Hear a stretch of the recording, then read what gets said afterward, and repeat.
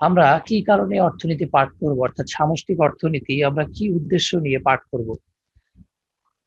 Significance of study of macroeconomics or the importance of macroeconomics, অর্থাৎ সামষ্টিক অর্থনীতি পাঠের গুরুত্ব কি, কি কি জন্য আমরা সামষ্টিক অর্থনীতি পাঠ করব।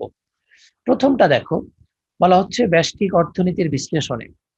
তোমরা ফার্স্ট ইয়ারে ব্যষ্টিক অর্থনীতি পড়ে আসছো, সেখানে তোমরা দেখেছো জিডিপি কাকে বলে, জিএনপি কাকে বলে, এরকম অনেক জিনিসপত্র দেখেছো। ইন্ডিভিজুয়াল ইনকাম, তোমরা বাজেট রেখা দেখেছো, তোমরা ওখানে দেখেছো হচ্ছে চাহিদা রেখা কি, তোমরা ওখানে দেখেছো যোগান রেখা কি, ব্যক্তিগত চাহিদা কি, এরকম অনেক জিনিস ওখানে দেখে এসছো।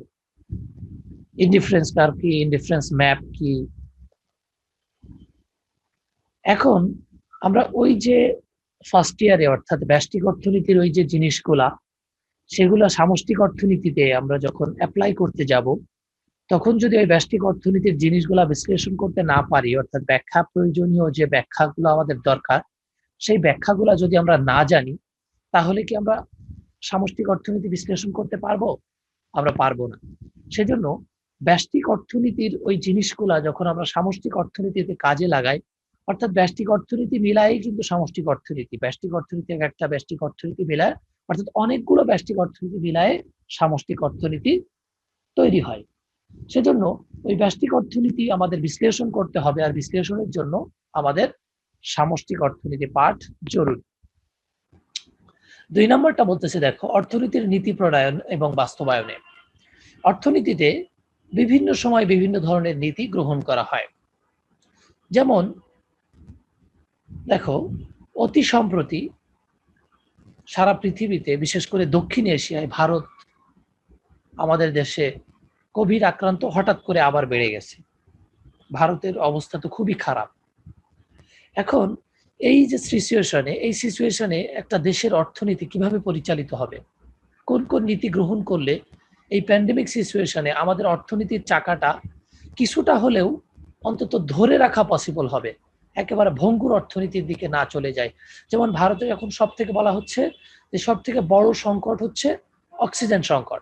এখন কোন নীতি গ্রহণ করলে ভারত তার এই অক্সিজেন সংকট থেকে কাটিয়ে উঠতে পারবে, এটাও কিন্তু একটা আর্থিক নীতি। কিভাবে আর্থিক নীতি? দেখো, ভারতের যে অক্সিজেন যে মানে সার্ভারটা আছে, অর্থাৎ জাতীয় যে অক্সিজেন রিজার্ভার আছে, যতটুকু তাদের হচ্ছে সক্ষমতা আছে, তারা কিন্তু আমাদের দেশের একটা জিনিস তোমরা জানো কিনা জানি না, আমাদের দেশে যে তোমার মেডিকেল যে অক্সিজেন সাপ্লাই করা হয়, সেই মেডিকেল অক্সিজেন সাপ্লাইয়ের বেশিরভাগই আমদানি করা হয় ভারত থেকে।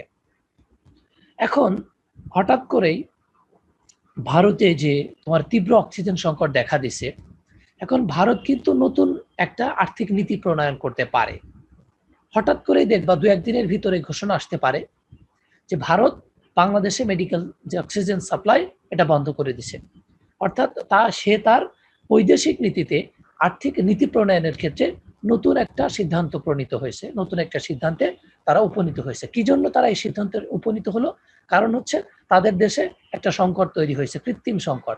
যেই সংকট মোকাবেলায় তারা কি করছে, তাদের সেই রপ্তানি বন্ধ করে দিচ্ছে। তাহলে নতুন একটা আর্থিক নীতি প্রণয়ন হচ্ছে, এবং সেটা কিভাবে বাস্তবায়ন হবে সেটাও কিন্তু একটা নতুন ফর্মুলা তারা প্রণয়ন করবে। এখন আমি যদি সামষ্টিক অর্থনীতি না জানি, সামষ্টিক অর্থনীতির ভিতরে বৈদেশিক বাণিজ্য একটা গুরুত্বপূর্ণ ফ্যাক্ট।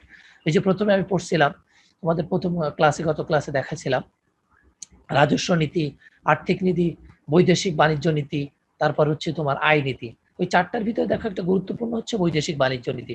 এই যে 2 নম্বর পয়েন্টটা বলতেছে আর্থিক নীতি প্রণয়ন এবং বাস্তবায়নে, এটা দেশের ভিতরে হতে পারে, ইন্টারন্যাশনালি হতে পারে। অর্থাৎ বৈদেশিক বাণিজ্যের ক্ষেত্রেও যদি আমরা জানতে চাই, তাহলে আমাদের আর্থিক নীতি প্রণয়নে সামষ্টিক অর্থনীতি পাঠ অত্যন্ত গুরুত্বপূর্ণ একটা বিষয় হয়ে দাঁড়ায়।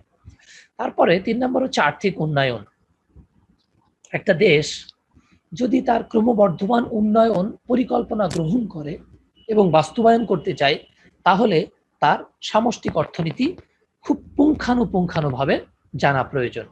কারণ হচ্ছে সামষ্টিক অর্থনীতির কোন কোন সেক্টরগুলা আমার অর্থনৈতিক উন্নয়নের জন্য প্রয়োজন, অর্থাৎ কোন কোন সেক্টর আমি উন্নয়ন করলে আমার সামগ্রিক অর্থনৈতিক উন্নয়ন সম্ভব, সেটা জানার জন্য আমার সামষ্টিক অর্থনীতি পাঠ প্রয়োজন। কারণ সামষ্টিক অর্থনীতির ভিতরেই আছে আমার অর্থনীতির ওই উন্নয়নের যে চাকা, সেই চাকার যে বিভিন্ন, ধর একটা চাকা, একটা যদি তুমি একটা টায়ার কল্পনা করো, সেখানে একটা সাইকেলের ভিতরে অনেকগুলো স্পোক থাকে। এখন এই যে অনেকগুলো স্পোক হচ্ছে এক একটা সামষ্টিক অর্থনীতির এক একটা ইনগ্রেডিয়েন্টস, এক একটা উপাদান। এখন এই এক একটা ইনগ্রেডিয়েন্টস, প্রত্যেকটা ইনগ্রেডিয়েন্টস যদি তুমি না জানো, অর্থাৎ সাইকেলের যদি কিছু চাকা ভাঙা থাকে, তাহলে কিন্তু সেই সাইকেলটা আর ভালোভাবে চলতে পারবে না, দেখা যাচ্ছে কিছু দূর যেয়ে সে থেমে যাবে।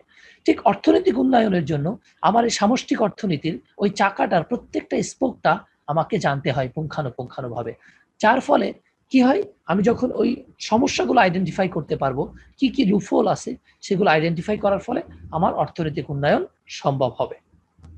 4 নাম্বার আসছে হচ্ছে বাণিজ্য চক্র। গতদিন আমি ক্লাসে তোমাদের বলেছিলাম বাণিজ্য চক্রটা কি। বাণিজ্য চক্র, আচ্ছা গতদিন আমি যে বাণিজ্য চক্র বলছিলাম সেটা কিন্তু আমরা বুঝছিলাম?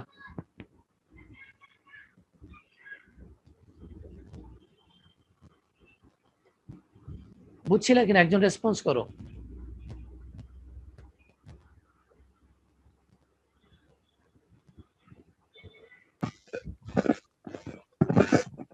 জি ভাই, বুঝতে পারছি কিন্তু এখন মনে নেই।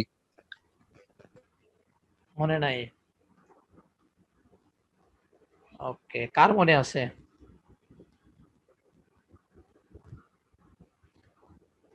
আয়েশা কে? আয়েশা আছে এখানে?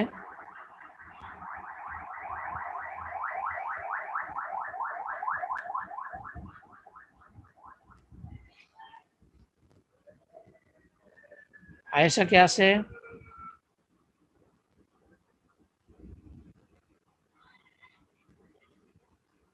তোমাদের কারোর মনে নাই? যার মনে আছে সে একটু বলো তো দেখি কি বলছিলাম। রেসপন্স করো, চুপ করে থাকবা না। ভাই ফার্স্ট ক্লাসে কারা ছিল, ওরা কেন বলে না? ওরা কি বুঝে না? যে কোনো ভাই একজন। আমরা তো ক্লাসে ছিলাম না, সে কারণে বলতেছি না। ওকে, এখানে অনেকেই ছিল, আমি গত ক্লাসে যারা ছিল আমি কিন্তু দেখছি। যাই হোক, তোমাদের ক্লাসে রেসপন্স করতে হবে, কারণ হচ্ছে ক্লাসে যদি রেসপন্স না করো তাহলে ক্লাসটা প্রাণবন্ত হয় না। আমি একপাক্ষিকভাবে, আর বিশেষ করে ধরো অনলাইন ক্লাসে আমি একপাক্ষিকভাবে বলে যাচ্ছি, তোমরা একপাক্ষিকভাবে শুনে ক্লাসটা শেষ হয়ে গেল, সেটা কিন্তু প্রাণবন্ত ক্লাস হবে না। আমাদের প্রাণবন্ত ক্লাস তৈরি করার জন্য তোমাদের রেসপন্সটা অতীব গুরুত্বপূর্ণ। তোমরা যদি কোনো জিনিস বুঝে না থাকো, যে ভাই আমি এটা বুঝতে পারছি না, অবভিয়াসলি তোমরা যেখানেই বুঝবা না সেখানে আমাকে আটকে দিবা, যে ভাইয়া এটা বুঝতে পারছি না, এটা আরেকটু রিপিট করেন। কিংবা দেখা যাচ্ছে গত ক্লাসে বুঝাইছি তোমার, তারপরও কিছুটা সমস্যা থেকে গেছে, প্রথমে এসে বলবা যে ভাই আমার এই সমস্যাটা ছিল, এটা একটু আবার একটু ফিডব্যাক করেন। এটা তোমাদের দায়িত্ব, আমার কাছ থেকে নিয়ে নেওয়াটা হচ্ছে তোমাদের নৈতিক দায়িত্ব, আর আমার দেওয়াটাও আমার নৈতিক দায়িত্ব। তো আমি আমার জায়গা থেকে চেষ্টা করবো সর্বোচ্চটা দেওয়া, কিন্তু তোমাদেরকে এটা অ্যাবজর্ব করতে হবে, নিতে হবে। ওকে, দেখো বাণিজ্য চক্র। বাণিজ্য চক্র হচ্ছে এমন একটা জিনিস যেখানে, আমি একটু তোমাদের যদি একে দেখাইতে পারি, দেখি।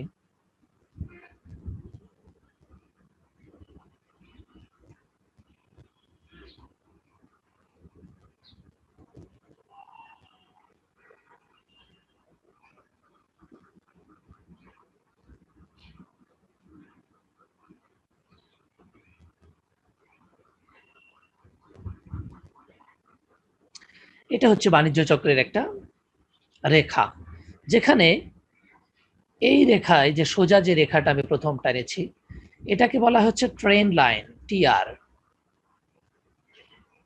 Train line.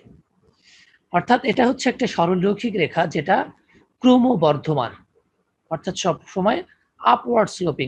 দেখো এখান থেকে শুরু হয়েছে একটা জিরোর কাছাকাছি একটা বিন্দু থেকে, কিংবা জিরো থেকেও শুরু হতে পারে, সেখান থেকে এই রেখাটা ক্রমবর্ধমান, আস্তে আস্তে বাড়তে বাড়তে এভাবে বাড়তে থাকতেছে ক্রমবর্ধমান হারে। আর এটাকেই বলা হয় আমাদের সেই বাণিজ্য চক্রের সেই কাঙ্ক্ষিত রেখাটা, যেখানে দেখো বাণিজ্য চক্রের আমি এই বিন্দু থেকে শুরু করছি, অর্থাৎ এটা হচ্ছে ব্যালেন্স, এই যে সোজা ট্রেন লাইনটাকে বলা হয় ব্যালেন্স লাইনও। অর্থাৎ এটা হচ্ছে সমান্তরাল রেখা। এই রেখার উপরে যখন একটা দেশের অর্থনীতি বিরাজ করে, অর্থাৎ এই রেখার উপরে যদি থাকে, সেই অর্থনীতিটাকে বলা হয় একটা ভালো অর্থনীতি। অর্থাৎ সে ক্রমবর্ধমান হারে তার জিডিপি গ্রোথ বা অর্থনৈতিক উন্নয়ন সাধিত করতে পারছে। কিন্তু আমি এখান থেকে শুরু করছি, অর্থাৎ ট্রেন লাইনের নিচ থেকে। তুমি যদি বাংলাদেশের কথা কল্পনা করো, আমি গত ক্লাসেও বলেছিলাম যে বাংলাদেশ 1971 সালে পাকিস্তানি বাহিনীর কাছ থেকে আমরা একটা সদ্য স্বাধীন একটা দেশে রূপান্তরিত হই, যেখানে দীর্ঘ 9 মাস যুদ্ধের ফলে আমাদের অর্থনীতি একটা ভঙ্গুর অবস্থা বিরাজ করে। আমাদের দেশে রাস্তাঘাট, কালভার্ট, ব্রিজ, বড় বড় অবকাঠামো তারা ধ্বংস করে দেয়। সাথে সাথে যুদ্ধের ফলে একটা মাইগ্রেশনের সৃষ্টি হয়। আমাদের 1 কোটি 2 কোটির মানুষ ভারতে চলে যায়। সেখানে আমাদের দেশের অসহায় হয়ে যায় তারা। ওখান থেকে তাদেরকে ফিরিয়ে নিয়ে আসা। তারপরে আমাদের দেশের যে তোমার ধরো সেখানে কোনো নাই, প্রশাসন নাই, সেখানে কোনো ব্যাংক ব্যবস্থা নাই, সেখানে আর্থিক ব্যবস্থা বলে কিছুই ছিল না 1971 সালে একটা সদ্য স্বাধীন দেশে। সো সেখানে আমাদের অর্থনীতি এই ট্রেন লাইনে থাকা পসিবল না। সো ধরে নাও আমার অর্থনীতি ট্রেন লাইনের নিচে আছে। 1971 থেকে আমরা যখন আস্তে আস্তে সামনের দিকে আগাচ্ছি, 1972, 73, 75, 80-র দশক, 90-এর দশক, 2000-এর দশক, সেখান থেকে আমরা এখন 2021 সালে বিরাজ করতেছি।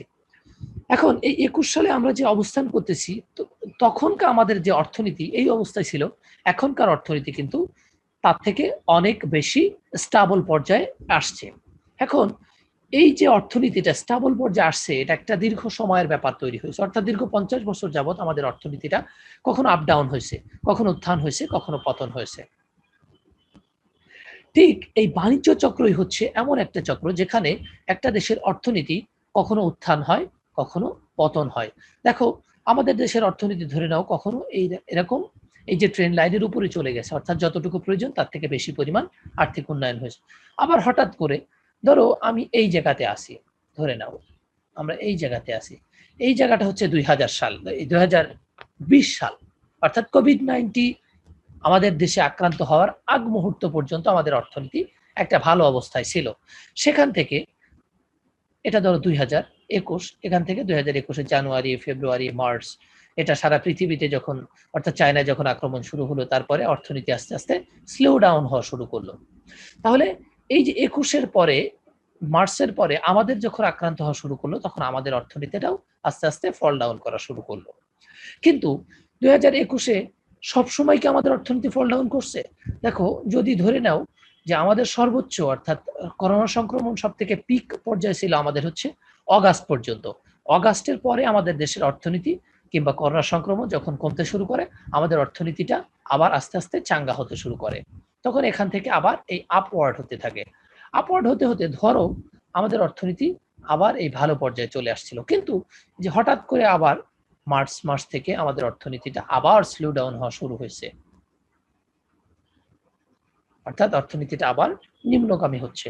তাহলে আমরা বাণিজ্য চক্র মানে বলতে পারি এমন একটা চক্র, অর্থনীতির এমন একটা সূচক, যেই সূচকে অর্থনীতি কখনো উত্থান হয়, কখনো পতন হয়। উত্থান পতন দুটোই বিভিন্ন কারণে হতে পারে।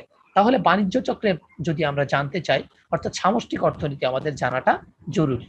সামষ্টিক অর্থনীতি না জানতে পারলে আমরা বাণিজ্য চক্র বুঝতে পারবো না, আর বাণিজ্য চক্র যদি না বুঝতে পারি, তাহলে আমাদের দেশের অর্থনীতির ক্রমবর্ধমান যে সূচকটা সেটা আমরা বুঝতে পারবো না। 1 সেকেন্ড অপেক্ষা করুন।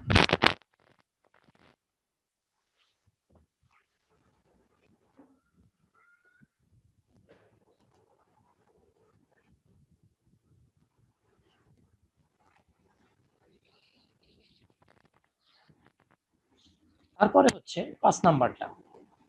5 নাম্বারটা দেখো বলতেছে অর্থনৈতিক অবস্থার উত্থান পতন। একটু আগেই যেটা আমি বললাম সেটাই কিন্তু এটা, অর্থাৎ বাণিজ্য চক্রে এটাও কিন্তু বাণিজ্য চক্রের আওতাভুক্ত। সো যদি সামষ্টিক অর্থনীতির গুরুত্ব কোথায়, সেটা এখান থেকে কিন্তু আমরা উপলব্ধি করতে পারছি। তারপরে হচ্ছে দেশের জাতীয় আয়ের সমীক্ষা। প্রতি বছর আমাদের দেশের কিংবা পৃথিবীর প্রত্যেক রাষ্ট্রের জাতীয় আয়ের একটা সমীক্ষা হয়ে থাকে, অর্থাৎ আমাদের জিডিপি কতটুকু, আমাদের জিডিপি গ্রোথ কতটুকু। বর্তমান হচ্ছে বলা হচ্ছে 2064 আমাদের পার ক্যাপিটা ইনকাম 2064 মার্কিন ডলার, অর্থাৎ ইউএস ডলার। এবং জিডিপি গ্রোথ করোনার আগে ছিল হচ্ছে 8%, বর্তমান হয়তো এটা 4 কিংবা 5% হারে গ্রোথ করতেছে।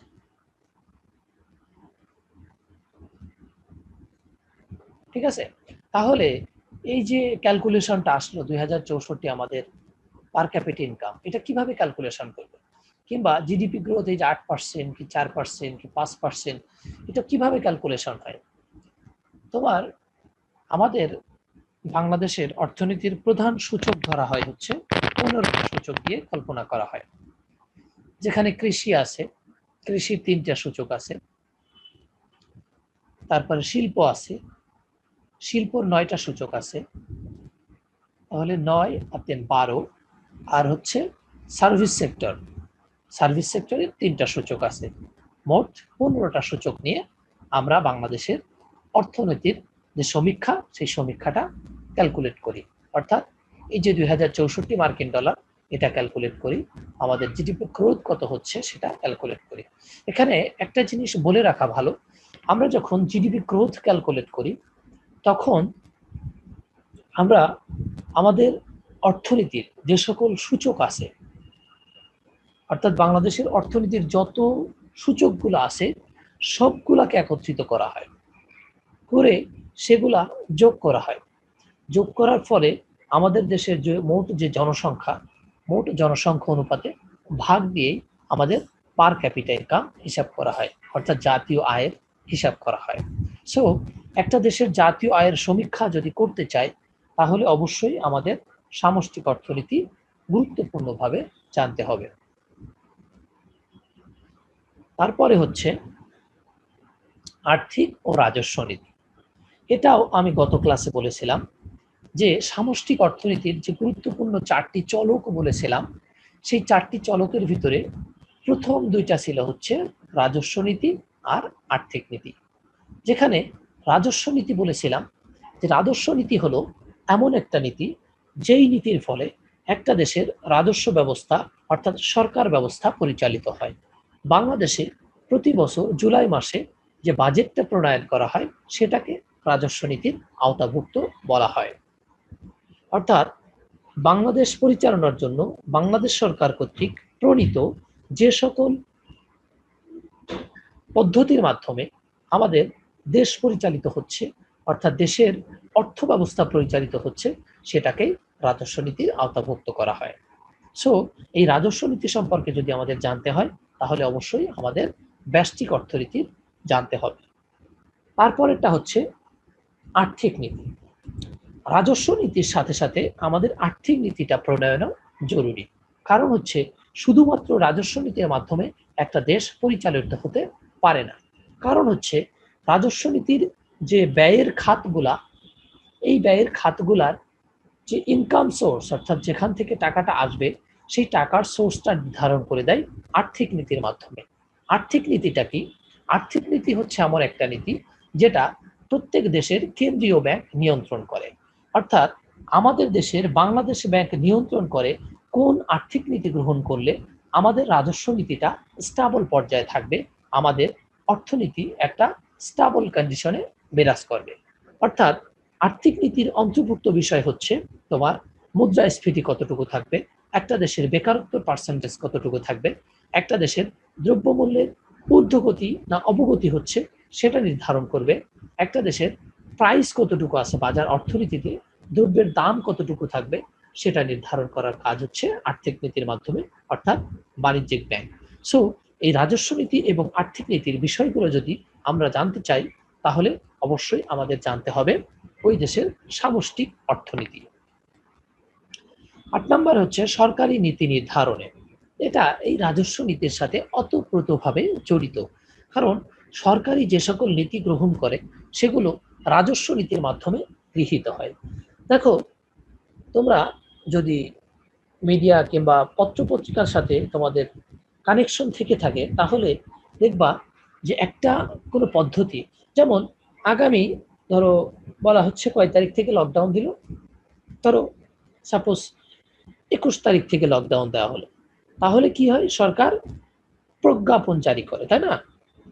এই প্রজ্ঞাপনটা কিন্তু হচ্ছে সরকারের নীতি বাস্তবায়ন, আর এই প্রজ্ঞাপনটার আগের কথাটাই হচ্ছে সরকারি নীতি নির্ধারণ।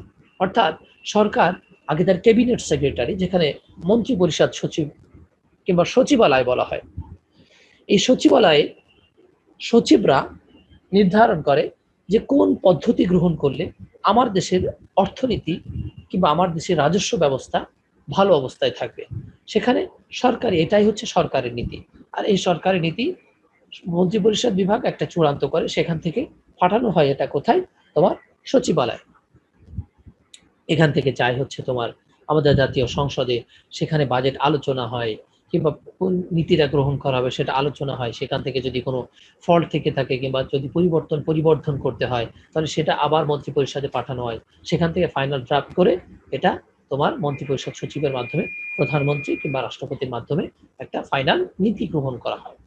সো এই নীতি যদি আমি জানতে চাই সরকারের নীতি কিভাবে নির্ধারণ হচ্ছে, সেটা আমার সামষ্টিক অর্থনীতি জানতে হবে। কারণ সামষ্টিক অর্থনীতির ওই ইনগ্রেডিয়েন্টস এর ভিতরেই আমার এই যে রাজস্ব নীতিটা, সরকারের নীতি গ্রহণ হচ্ছে, সেটা অন্তর্ভুক্ত আছে। তারপরে হচ্ছে একটু এটা করে নেই।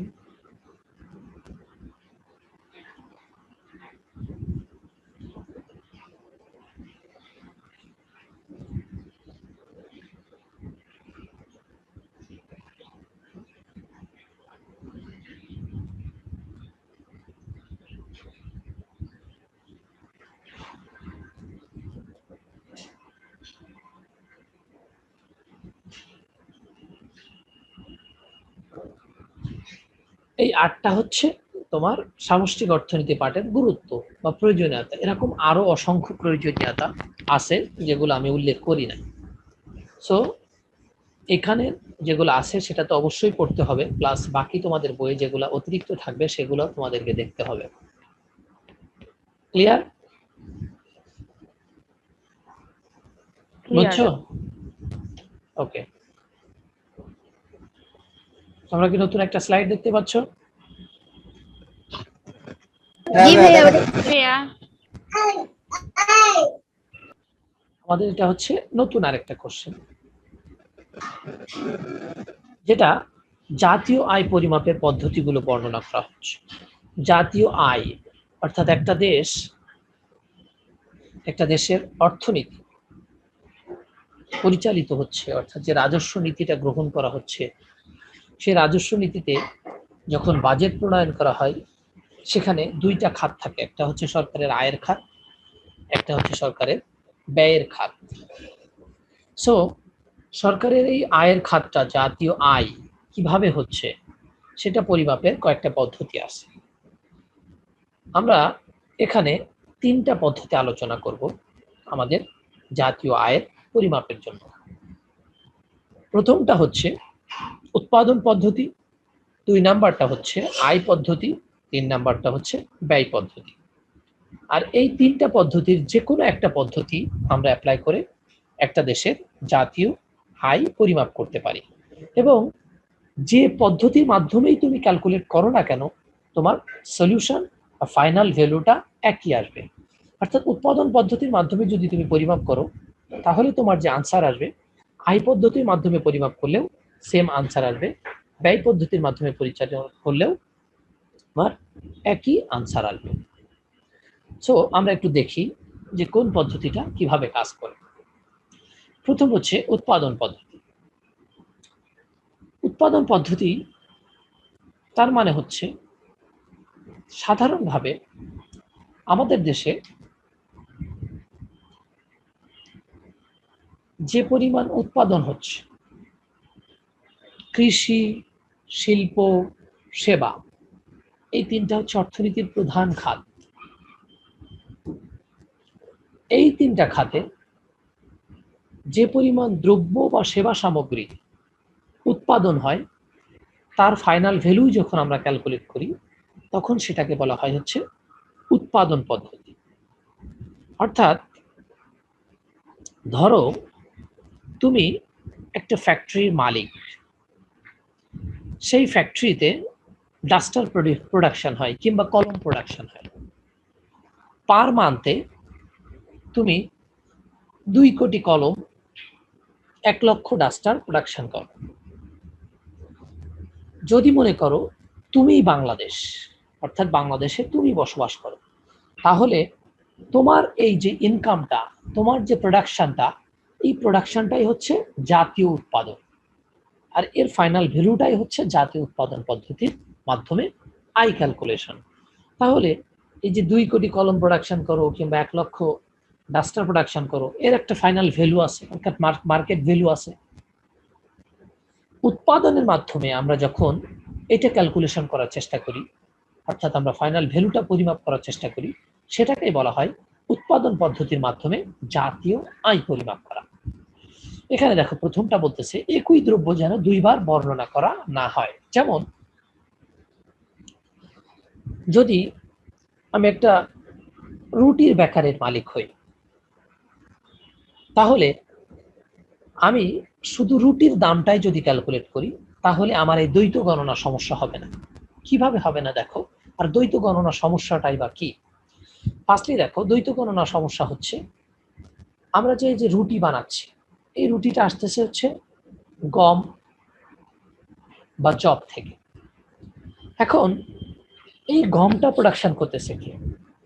গমটা প্রোডাকশন করতেছে হচ্ছে আমার দেশের কৃষক।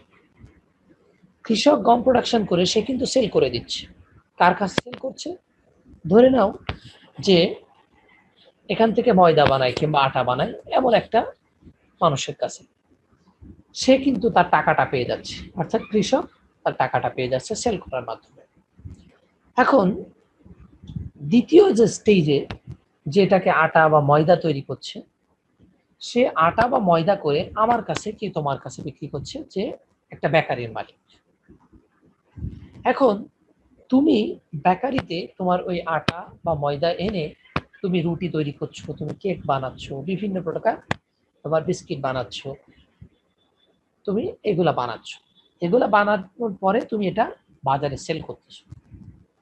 সো এই যে বাজারে সেল করার পরে তুমি যদি তোমার আয় গণনার সময় ওই কৃষকের টাকাটা, কৃষক 1 মণ গম বিক্রি করছে ধরো 600 টাকা, তারপরে হচ্ছে যে হচ্ছে তোমার ময়দা তৈরি করে সে 1 মণ ময়দা বিক্রি করছে ধরো 1200 টাকা, তাহলে ওই যে 600 আর 1200 1800 টাকা, প্লাস তুমি আবার ধরো 1 মণ আটা কিনছে হচ্ছে 1500 টাকায় দোকানের কাছ থেকে। তাহলে এই যে 1200, 1500, 600 সবগুলা যদি তুমি যোগ করো, তাহলে তোমার এখানে একটা দ্বৈত গণনার সমস্যা তৈরি হয়। এই দ্বৈত গণনার সমস্যা যেন না হয়, সেজন্য তোমাকে ফাইনাল ভ্যালুটা ক্যালকুলেশন করতে হবে। অর্থাৎ তুমি হয় শুধুমাত্র 1500 টাকা ধরবা, অর্থাৎ তুমি যে টাকা দিয়ে কিনছো, অথবা তুমি ওই 600 টাকা কৃষকের যদি ধরতে চাও তাহলে 600 টাকা ধরবা, অতিরিক্ত যে 1200 টাকা হচ্ছে না, তাহলে ওখান থেকে অতিরিক্ত 600 টাকা ধরবা। আবার 1200 টাকা থেকে তুমি কিনছো 1500 টাকা, তাহলে 300 টাকা, অতিরিক্ত 300 টাকা ধরবা। তাহলে তোমার দ্বৈত গণনার সমস্যা থাকবে না। তাহলে উৎপাদন পদ্ধতিতে আমরা যখন জাতীয় আয় পরিমাপ করব, তখন আমাদের একটা জিনিস মনে রাখতে হবে, আমাদের যেন দ্বৈত গণনার সমস্যা না হয়। মোট জাতীয় উৎপাদন হইতে ক্ষয়ক্ষতিজনিত ব্যয় বাদ দিতে হবে। সাপোজ তুমি 1 বস্তা আটা কিনে নিয়ে আসছো, তোমার ওটা ময়দা, তখন ওটা যদি যখন তুমি খামি তৈরি করছো, অর্থাৎ প্রোডাকশনের জন্য যেটা লাগবে সেটা তৈরি করছো, সেটাই তোমার কিছু তোমার এখানে নষ্ট হয়ে যেতে পারে। সো তোমার এই নষ্টটা বাদ দিতে হবে। পরোক্ষ কর বাদ দিতে হবে। এখানে তোমার ট্যাক্স থাকতে পারে, ভ্যালু অ্যাডেড ট্যাক্স। সরকার এখান থেকে ট্যাক্স তোমাকে নিয়ে নিতে পারে, এখান থেকে ট্যাক্স কিন্তু তুমি এখানে লাভ পাবা না। সো তোমার এখান থেকে এই ট্যাক্সটা বাদ দিতে হবে। ধরো একটা রুটি বেচলে তোমার 50 পয়সা সরকারকে দিতে হয়, সো তুমি ওই 50 পয়সা তোমার জাতীয় উৎপাদন পদ্ধতিতে ক্যালকুলেট করবা না, অবভিয়াসলি তোমার ওখান থেকে ওটা বাদ দিতে হবে। তারপরে হচ্ছে ভর্তুকি বাদ দিতে হবে। সরকার যদি তোমাকে এটা তৈরি করার জন্য ভর্তুকি প্রদান করে, তাহলে তোমাকে ওই ভর্তুকিটার বাদ দিতে হবে। অর্থাৎ এখানে পরোক্ষ কর, ভর্তুকি, ক্ষয়ক্ষতিজনিত ব্যয়, তারপর দ্বৈত গণনা সমস্যা, সবগুলো বাদ দিয়ে যেই জিনিসটা থাকবে সেটার মাধ্যমে তুমি তোমার জাতীয় অর্থনীতির উৎপাদন পদ্ধতির মাধ্যমে তোমার জাতীয় আয়টা পরিমাপ করতে পারবা। 2 নম্বরটা হচ্ছে আয় পদ্ধতি। আয় পদ্ধতিটা ঠিক ওখান থেকে ফাইনাল ভ্যালুটা যখন তুমি বাজারে বিক্রি করতেছো সেটাই হচ্ছে কিন্তু আয় পদ্ধতি। দেখো এখানে কি বলতেছে, অবসর ভাতা, বেকার ভাতা, ভিক্ষুকের আয় প্রভৃতি বাদ দিতে হবে, কারণ এগুলা আয় করা হয় না, এগুলা কোনো পরিশ্রমের মাধ্যমে, প্রোডাকশন লেভেলের মাধ্যমে এসে এটা ইনকাম হয় না। শিল্প প্রতিষ্ঠানে জমাকৃত অর্থ অন্তর্ভুক্ত করতে হবে, অর্থাৎ শিল্প প্রতিষ্ঠানে যদি জমা থাকে অর্থ সেটা অন্তর্ভুক্ত করতে হবে। কি জন্য অন্তর্ভুক্ত করতে হবে? কারণ এটা শিল্প প্রতিষ্ঠানের প্রোডাকশনের মাধ্যমে এই অর্থটা অর্জিত হয়েছে, সেজন্য তোমার আয় পদ্ধতির মাধ্যমে এটা ক্যালকুলেট করতে হবে। আন্তর্জাতিক বাণিজ্যে নিট পাওনা যোগ এবং নিট দেনা বিয়োগ করতে হবে, অর্থাৎ তুমি যদি কোনো কিছু এক্সপোর্ট করো সেটা তুমি যোগ করবা, কিন্তু তুমি যদি কোনো কিছু ইম্পোর্ট করো তাহলে সেই যে অর্থটা তোমার ব্যয় হচ্ছে সেটা তুমি তোমার আয় পদ্ধতি, আয় গণনার পদ্ধতি থেকে বাদ দিবা। তারপরে হচ্ছে গৃহস্থলীর কাজকর্মের মূল্য বাদ দিতে হবে, কারণ হচ্ছে গৃহস্থলীতে আমরা যে কর্ম করি, আমাদের আম্মুরা যে কর্ম করে সেগুলো আমরা বাজারের ভ্যালু দিই না, সেজন্য এটার মূল্য দেওয়া যাবে না। তারপরে হচ্ছে ব্যয় পদ্ধতি। ব্যয় পদ্ধতি পরিমাপের কিছু বিষয় লক্ষ্য রাখতে হবে। মোট ব্যয় থেকে হস্তান্তর পাওনা বাদ দিতে হবে। ওই যে আমি বললাম, তুমি যদি ব্যয় করো তাহলে এখান থেকে তুমি যে র ম্যাটেরিয়ালস কিনছিলা সেটার জন্য তুমি ওই যে তোমার আগে যার কাছ থেকে কিনছো, যে হচ্ছে ময়দা তৈরি করে, তার ওই টাকাটা বাদ দিয়ে দিতে হবে। আয় থেকে পরোক্ষ করের পরিমাণ বাদ দিতে হবে, তুমি যে ইনকাম করছো ট্যাক্সের পরিমাণটা এখানে বাদ দিতে হবে। অনুৎপাদনশীল ঋণের সুদ বাদ দিতে হবে, অর্থাৎ তুমি যদি ঋণ নিয়ে থাকো সেখান থেকে তোমাকে সুদ পরিশোধ করতে হয়, সেই সুদের যদি তোমার অনুৎপাদনশীল উৎপাদনশীল খাতে না হয় তাহলে সেটা বাদ দিতে হবে। যন্ত্রপাতির ক্ষয়ক্ষতিজনিত ব্যয় বাদ দিতে হবে, তুমি যদি যন্ত্রপাতি কেনো এবং সেটা যদি প্রোডাকশন করতেই থাকো, তোমার একটা দিনের পর দিন এটার তোমার ভ্যালুটা কমে যায়, সেজন্য সেটাও তোমাকে বাদ দিতে হবে। এই তিনটা পদ্ধতির মাধ্যমে আমরা আমাদের জাতীয় অর্থনীতিতে জাতীয় আয় পরিমাপ করতে পারি। আমাদের আজকের ক্লাস টাইম আর 1 মিনিট আছে, যে কোনো সময় শেষ হয়ে যাবে। সো আমরা আজকে নতুন টপিক না শুরু করি, পরবর্তী দিন আমরা এরপর থেকে আবার শুরু করব। ততদিনে তোমরা সুস্থ থাকো, ভালো থাকো, সাবধানে থাকো। আল্লাহ হাফেজ। আল্লাহ হাফেজ। আসসালামু আলাইকুম ভাইয়া।